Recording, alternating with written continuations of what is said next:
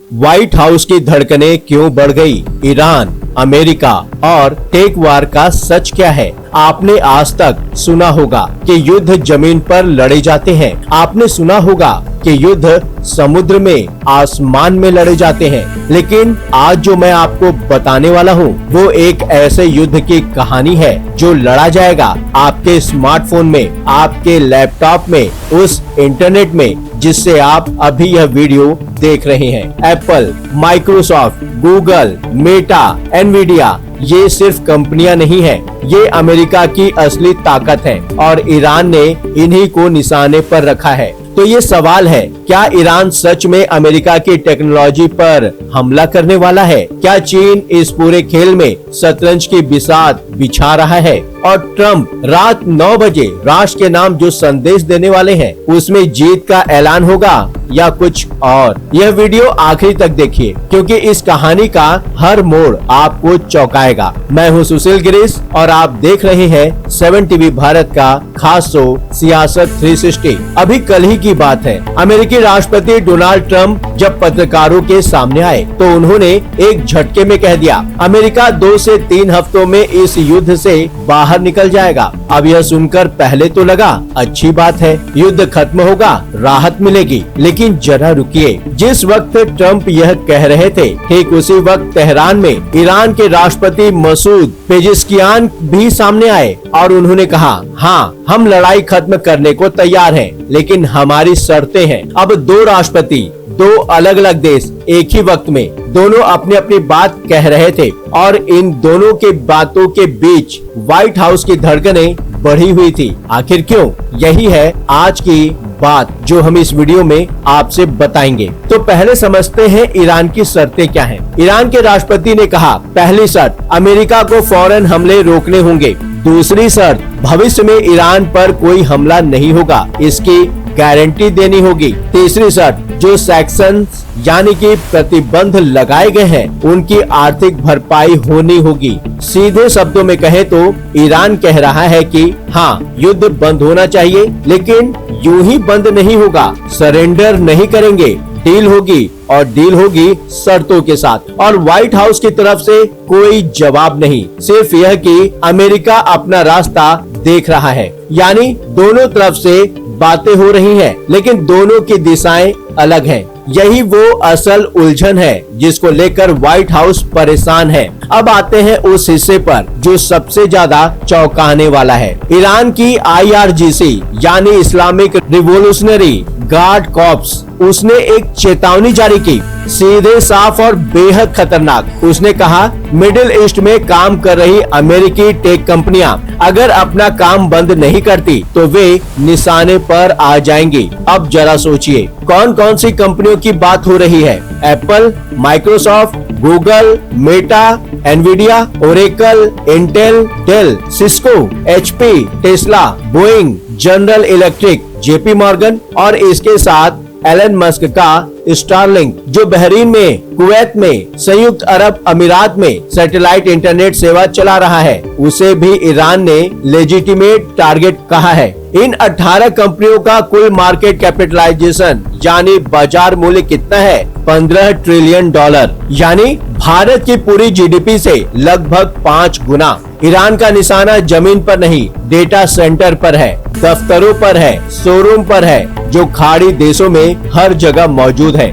और यही वो जगह है जहां अमेरिका सबसे ज्यादा कमजोर है। याद कीजिए, जब ट्रंप ने शपथ ली थी उस दिन व्हाइट हाउस में सबसे ज्यादा किसके चेहरे दिख रहे थे? नेता नहीं, जनरल नहीं, टेक लीडर्स के। मार्क जकरबर्ग मेटा के, जेनसन वांग एनवीडिया के, लैरी एलिसन ओरेकल के, लिसा सू AMD की, mark Anderson, Sergey Brin Google के, माइकल डेल के, ये सब उस डिनर में थे। ये सब उस काउंसलिंग का हिस्सा बनाए गए थे जो अमेरिका की आर्टिफिशियल इंटेलिजेंस यानी कृत्रिम बुद्धिमत्ता और डिजिटल एसेट में दुनिया पर वर्चस्व बनाए रखने के लिए बनाई गई। ट्रम्प का सपना है अमेरिका टेक्नोलॉजी में सबसे आगे रहे और इसी टेक्नोलॉजी के दम पर दुनिया पर राज करे, लेकिन ईरान अब उसी सपने पर निशाना साध रहा है। यह सिर्फ मिसाइल की लड़ाई नहीं रही, यह इकोसिस्टम वॉर है, टेक वॉर है। अब जरा एक कदम पीछे जाते हैं और सोचते हैं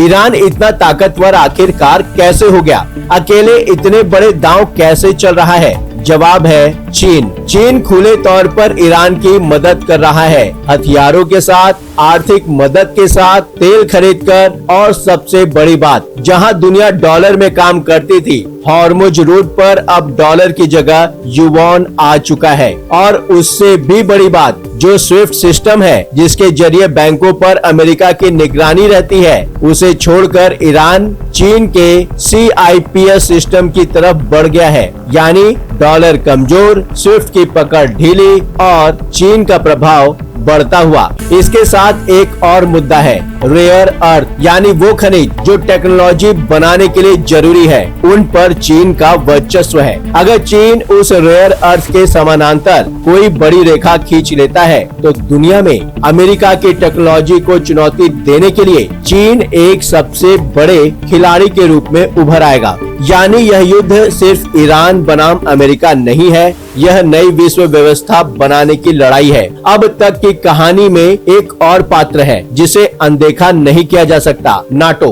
पहली बार अमेरिका के विदेश मंत्री मार्को रूबियो को कहना पड़ा, युद्ध खत्म होने के बाद नाटो के साथ संबंधों को री एग्जामिन, यानी दोबारा परखा जाएगा। यह वाक्य बहुत छोटा लगता है, लेकिन इसके मायने बहुत बड़े हैं। द्वितीय विश्व युद्ध के बाद से जो नाटो का ढांचा खड़ा है, वो अब हिलने लगा है। और नाटो देशों ने क्या कहा? उन्होंने साफ कह दिया, ना हमारी जमीन, ना हमारा आसमान आपकी सेना के लिए उपलब्ध नहीं है। यानी मिडिल ईस्ट में उड़ान भरनी हो, ईरान पर हमला करना हो, यूरोप इसमें साथ नहीं देगा। यह एक बिल्कुल नया स्ट्रैटेजिक मोड है। और बात यूरोप तक नहीं रुकी, ऑस्ट्रेलिया के राष्ट्राध्यक्ष को भी राष्ट्र के नाम संदेश देना पड़ा। उन्होंने कहा, यह ऐसा संकट है जैसा इतिहास में पहले कभी नहीं आया। पेट्रोल, डीजल, फर्टिलाइजर, व्यापार, सब पर असर पड़ेगा। ऑस्ट्रेलिया जो क्वाड में अमेरिका के साथ है, वो भी अब इस संकट से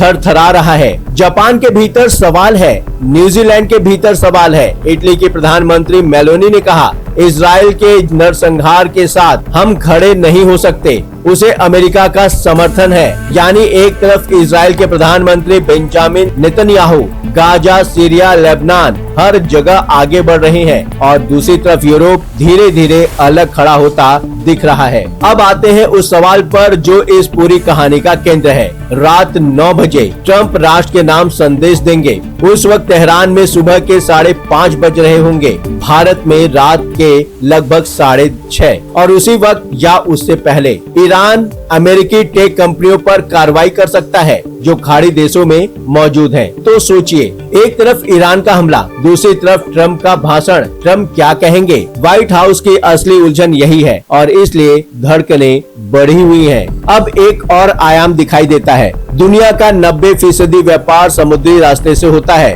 और अगर उस पर ब्रेक लग जाए तो दुनिया की अर्थव्यवस्था ठहर जाती है। अमेरिका ने खुद कहा, हॉर्मुज रूट पर कब्जा करने की दिशा में नहीं बढ़ेंगे, यह काम बाकी देशों का है। लेकिन अगला सवाल तुरंत आता है, रेड सी का क्या? यमन के हूती विद्रोही जो ईरान के साथ खड़े हैं, वो रेड सी में भी सक्रिय हो सकते हैं और अगर हॉर्मुज के साथ रेड सी भी बंद हो गई तो दुनिया के जहाज कहां जाएंगे? पेट्रोल महंगा, डीजल महंगा, खाना महंगा, हर चीज महंगी। यह युद्ध अब सिर्फ ईरान और अमेरिका का नहीं रहा, यह आपकी जेब पर भी हमला है। यह भारत की अर्थव्यवस्था पर भी असर डालेगा। यह G20 देशों के सामने एक बड़ा संकट है। आप सोच रहे होंगे, यह सब तो अमेरिका और ईरान की कहानी है, हमें क्या? रुकिए, भारत अपनी तेल जरूरत का एक बड़ा हिस्सा खाड़ी देशों से पूरा करता है। हॉर्मुज स्ट्रेट बंद हुआ तो तेल कहां से आएगा? भारत की टेक कंपनियां जो अमेरिकी कंपनियों के साथ काम करती हैं, अगर वो कंपनियां संकट में आई तो भारत के लाखों IT प्रोफेशनल पर असर पड़ेगा और जो NRI खाड़ी देशों में काम कर रहे हैं उनकी सुरक्षा का सवाल भी तो उठेगा। यानी यह लड़ाई हमसे दूर नहीं है, यह हमारे बहुत करीब है। इसलिए सियासत 360 में इस मुद्दे को उठाना जरूरी था। और हाँ, हमारे कुछ दर्शक ऐसे भी हैं जो यह सोचते हैं कि यह मीडिया सिर्फ डर फैलाती है या यह खबरें बढ़ा चढ़ाकर बताई जाती हैं। उनसे प्यार के साथ कहना चाहता हूँ, मीडिया का काम किसी को खुश करना नहीं है, मीडिया का काम किसी को नाराज करना भी नहीं है। मीडिया का काम है संभावनाओं को, तथ्यों को जनता के सामने रखना। जो हो सकता है वो बताना, जो हो रहा है वो दिखाना, ताकि आप हमारे दर्शक सोच सके, समझ सके और तैयार रह सके। क्योंकि अंधेरे में रहना आसान है, लेकिन रोशनी देना हमारी जिम्मेदारी है और हम यह जिम्मेदारी निभाते रहेंगे, आलोचना के बावजूद, ट्रोलिंग के बावजूद, क्योंकि आपकी जानकारी ही हमारा मकसद है। अब देखना ये है कि ट्रम्प क्या कहते हैं, क्या करते हैं, क्योंकि दुनिया बदल रही है और आपको जानकारी मिलनी चाहिए। यह था आज का सियासत 360। अगर यह जानकारी आपके काम की है तो इसे लाइक कीजिए, शेयर कीजिए, क्योंकि यह खबर हर भारतीय तक पहुंचनी चाहिए। और कमेंट में बताइए, क्या आपको लगता है कि ट्रम्प का यह भाषण कुछ बदल पाएगा? मैं हूं सुशील गिरीश, यह था 7 TV भारत, यह थी भारत की बात सियासत 360 पर। जय हिंद।